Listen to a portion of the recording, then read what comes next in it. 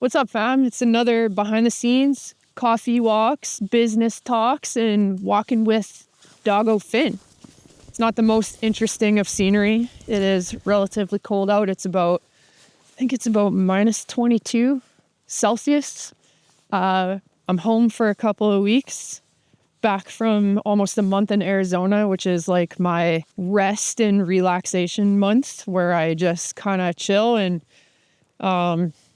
come out of the end of what feels like the winter blues to try and just feel like a human being again, but mostly prepare for a season of what I call project dark work. And I'm going to do another video on that in the future. But I always go to Arizona in February because it's kind of just a chance to turn all the systems down and let the business do what it does, show up for my clients on a daily basis in the ways that they need me, but take the pressure off of just having to operate at high RPMs all the time, which is not a normal thing by any means. Let me be clear for the way that I've built my business. But there are seasons to being a business owner.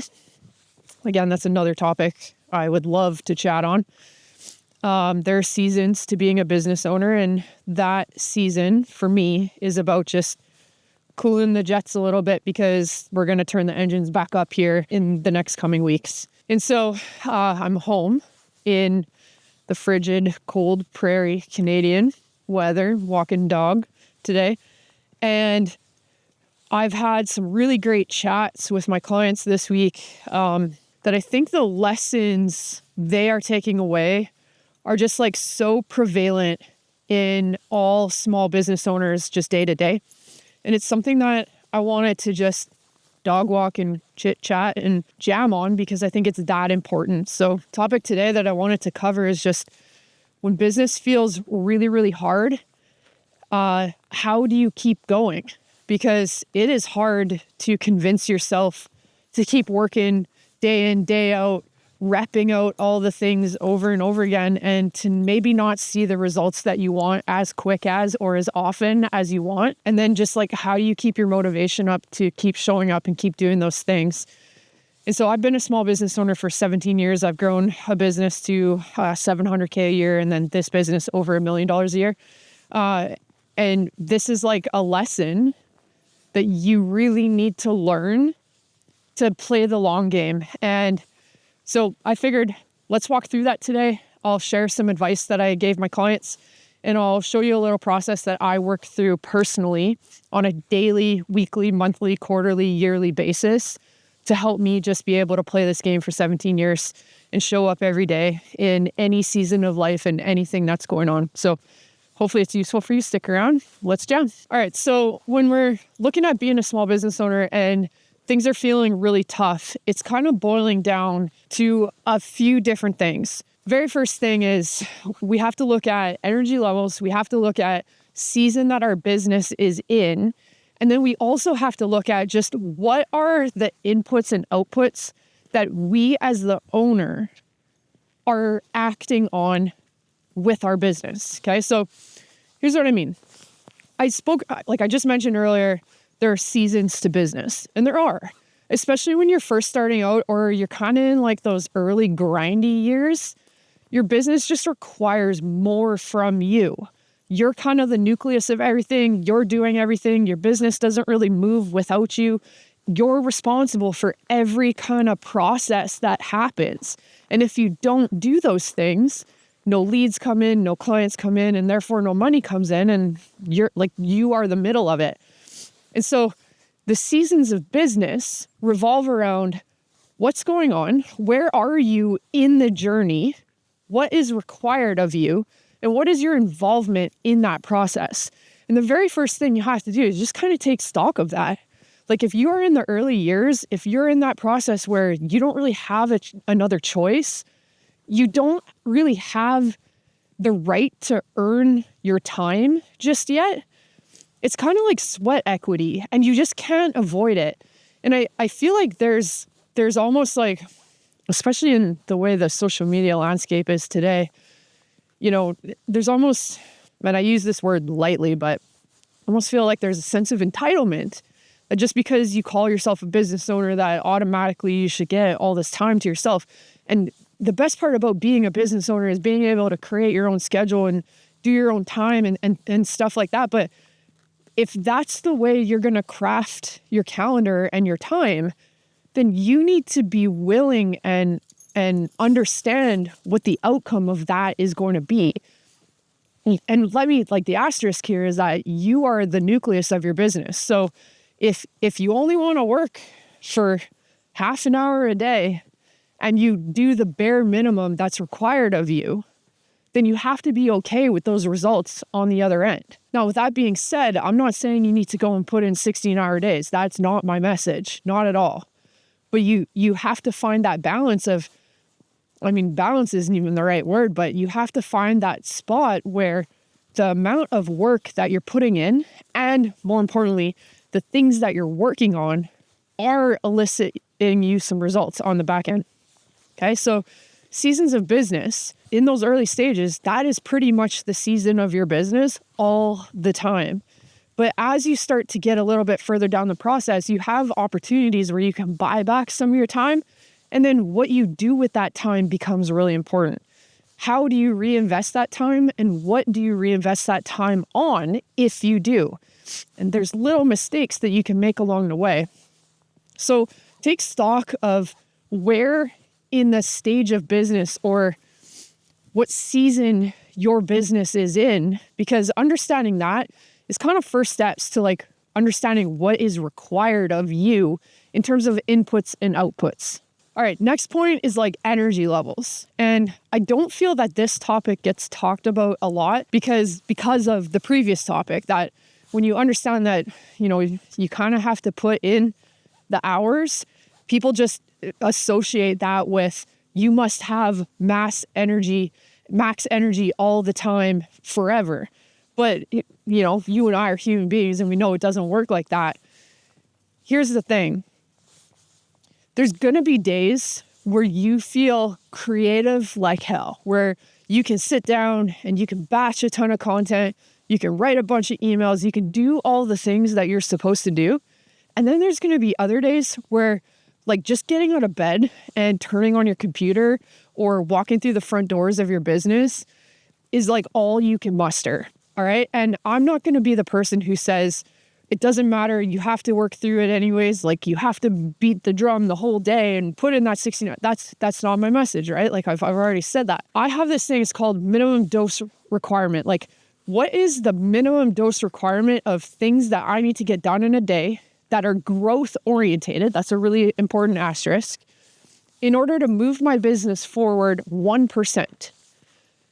And then depending on your energy for the day, your ability to control the inputs on that determines how long that minimum dose requirement list is. Now, please don't confuse this with a to-do list. That's not what I'm talking about. A to-do list is simply just things that need to get done, but they don't necessarily grow the business. These are time occupying things. They're not things that grow the business. I'm talking about specific things that grow your business. So the growth orientated tasks. Okay. Inside my CEO Clubhouse program, we operate with something called a 30K checklist. These are the daily non-negotiables that are going to move their business forward. And generally, I don't speak broadly about that, but they are sales and marketing things, predominantly marketing things, because marketing has a 90-day lag to it. The stuff you do today, you're actually not going to see the results of or the efforts of for at least 90 days. And the varying degree of what that result is also changes. And so their minimum dose requirement is based on that 30K checklist. If they can get up on that day, regardless of what energy level they're operating at, and they can check the boxes on the minimum dose requirement. And so we need to take that away and keep it as objective as possible. And something like a 30K checklist does that for you.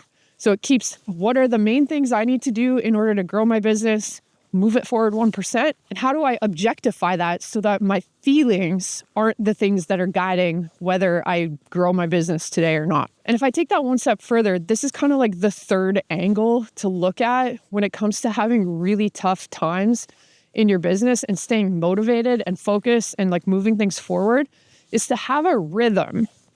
And this is something that I established inside the CEO Clubhouse very early, because having a rhythm for the clients was also something that I had installed in my own business over the last 6 or 7 years that has, I would say, solely been the main contributor for why I've experienced the growth that I have. Rhythms are important because, again, they make the process objective. It's how do I keep things focused? How do I keep things moving in a straight line so that I'm not just going by gut feel or, what I feel like doing today or what I think I should be doing, which are all not great guides for how to grow your business, okay? So here's what I mean by rhythms. The very first thing is when I look at what we do in our business, we start with from like a yearly map. What are kind of the big rocks that happen in a year? So when I think about the CEO Clubhouse, our two main big rocks happen in April and in October. And so in April, we run our in-person mastermind event. This year, it's in Arizona. I'm really excited about this, super hyped about this. And in October, we run a virtual one. And so we all get on Zoom for 2 days. We hang out for 6 hours total, not each day. That's long. That would be a long day. And we work on growing our business together in different ways, teaching, doing, sourcing, all those different things. But I love these as our annual big rocks because they're really big events and they only happen once, okay? And we use these as our anchor points. They're put at very specific times of the year. April is like we're in spring mode. Our energy is starting to get refreshed. October is winter is coming. We want to make a big kick before Black Friday, before some of the holidays kick in. And so we want to tag those onto very specific momentum opportunities. Those are the anchors in our timeline though too, okay, from a rhythm perspective. And so then we start to break it down based on those as anchor points into 90-day chunks. And as a group, we factor in goals to those 90-day chunks. So for example, in quarter one, right now, inside the CEO Clubhouse, we're working on an overall group goal that grows everybody's email list. The goal is to get more people onto your email list. And so all the things that we teach, all the things, the course module additions and upgrades, it's all about supporting that group goal of making our email list bigger. In quarter two, it's sales orientated. In quarter three, it's team or time orientated. And in quarter four, it's about the CEO personal development.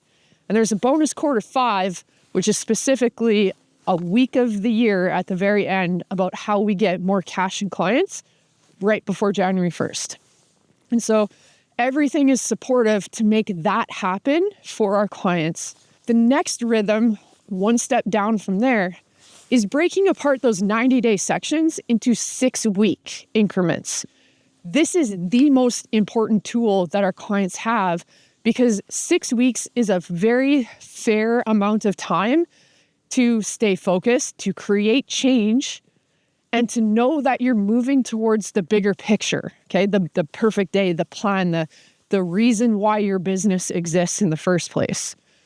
And so within these 6-week game plans that we run, we always start by reviewing. So what happened in the last 6 weeks? What went well? What didn't work? And what can we change about our approach going forward? We assess our behavioral stuff. So, how was I actually playing the game? Was I putting in the type of input that I need to? Was I asking for help where I needed to? How was I actually playing the game? We reassess what our perfect day looks like and what we need our business to look like because, hey, sometimes that changes from what you originally wrote down, and that's okay. And then we get into the nitty-gritty of, okay, there's 8 weeks until our next intensive. This is how many clients I need in those next 8 weeks in order to hit the revenue goal, because we have to talk about money. You can't have time or mental space without money. And then we build the plan. So what is the very immediate project I need to work on that is going to move my business to the next level? And then we dissect that plan into minuscule steps. And then eventually we get so granular about it that they know exactly what they need to do in the next 3 to 5 minutes to start creating momentum. And so we take this like really big thing of what their perfect day or their business needs to look like and feel like. And by the time they leave, it's narrowed down into one thing in the next 3 to 5 minutes and a project to work on for the next 6 weeks. And that way, everybody knows exactly what they need to be doing. They know where they need to go. They know where they should be. They know what the steps are. They have all the support and the resources they need in order to make that happen. And that's how momentum stacks, and it compounds the more that we can do that. And so when we repeat these 6-week projects over and over and over again, there's absolutely no reason why your business should not grow. The only thing that changes is the behavioral inputs and outputs, right? And so if we reinforce that with some of the things I talked about earlier, just energy levels, 30K checklist on a daily basis, that keeps you moving in the right direction. And so I often get asked, like, Taryn, like, how do you do it? You know, at one point I was running 4 businesses at once. At the same time, my dad just got diagnosed with stage 4 brain cancer. And at the same time, my husband brought home a baby chocolate lab puppy, Finn. We're walking him right now. And that's a lot for a human being to handle and show up for at one time. Like, if I look across those 4 businesses and the amount of people that I was working with, like it was over 1,000 people I was responsible for.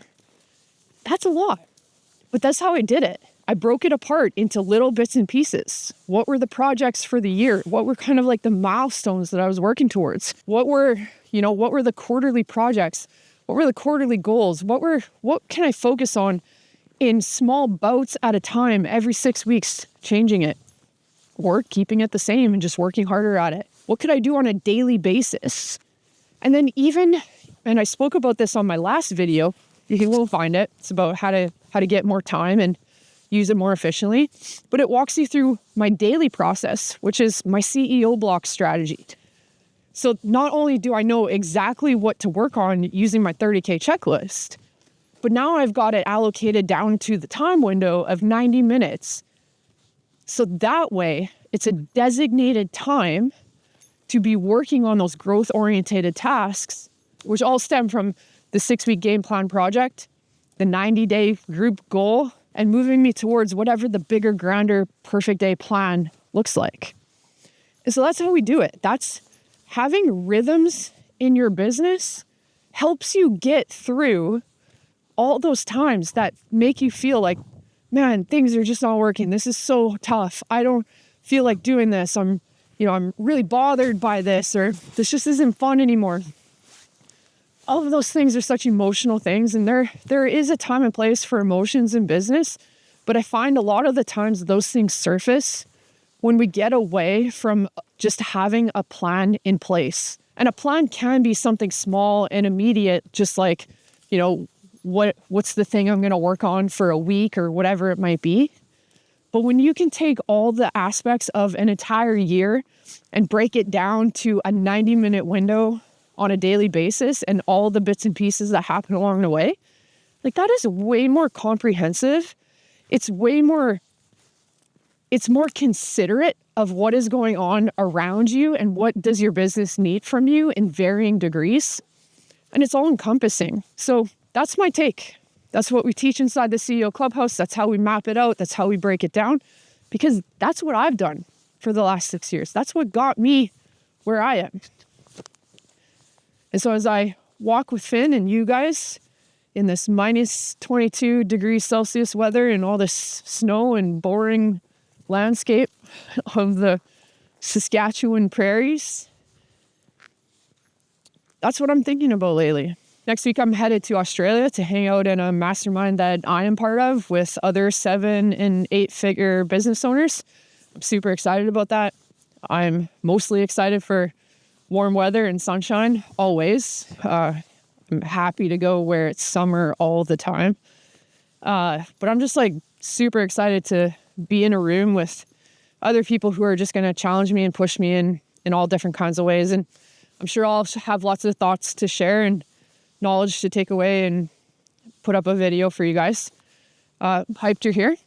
I love these dog walks and business chats. I hope you do too. Maybe leave me a comment if this stuff is valuable for you or you just enjoy hanging out with Finn. Here he is. What do you got, Finn? What do you got? He just wants to play with a stick. Simple pleasures in life, hey? Simple pleasures in life.